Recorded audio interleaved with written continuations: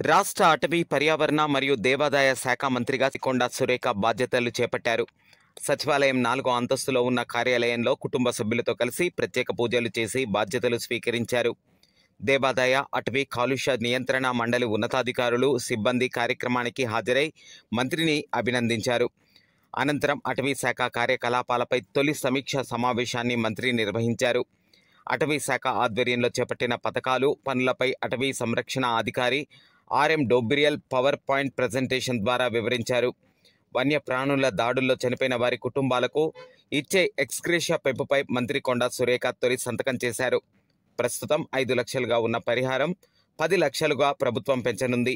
దీనికి సంబంధించిన ఉత్తర్వులు త్వరలో వెలువడతాయి.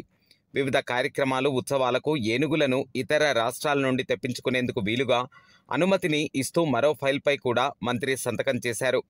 తెలంగాణకు హరితహారం ద్వారా ఇప్పటిదాకా జరిగిన పచ్చదనం పెంపు, వచ్చే ఏడాది లక్ష్యాలపై మంత్రి ఆరా తీశారు. కంఫా నిధుల సాధన, ఈ పథకం ద్వారా చేపట్టిన పనులను మంత్రి కొండా సురేఖ అడిగి తెలుసుకున్నారు.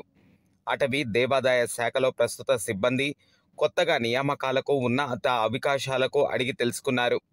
తాను నిత్యం అందుబాటులో ఉంటానని, తన పరిధిలోని శాఖల సిబ్బంది, అధికారులు నిజాయితీగా పనిచేయాలని, జట్టుగా పనిచేసి లక్ష్యాలు సాధిద్దామని, పర్యావరణ రక్షణ, పచ్చదనం పెంపుపై అందరూ కార్య సాధకులుగా పనిచేయాలని మంత్రి పిలుపునిచ్చారు.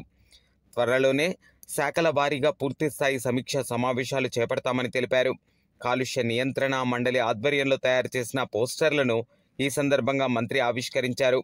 బీసీ సంక్షేమం, రవాణా శాఖ మంత్రి పొన్నం ప్రభాకర్, పలువురు ఎమ్మెల్యేలు, రాజకీయ ప్రముఖులు, నియోజకవర్గ నాయకులు, అటవీ, దేవాదాయ, కాలుష్య నియంత్రణ మండలి ఉన్నతాధికారులు, సిబ్బంది కార్యక్రమానికి హాజరై మంత్రిని అభినందించారు.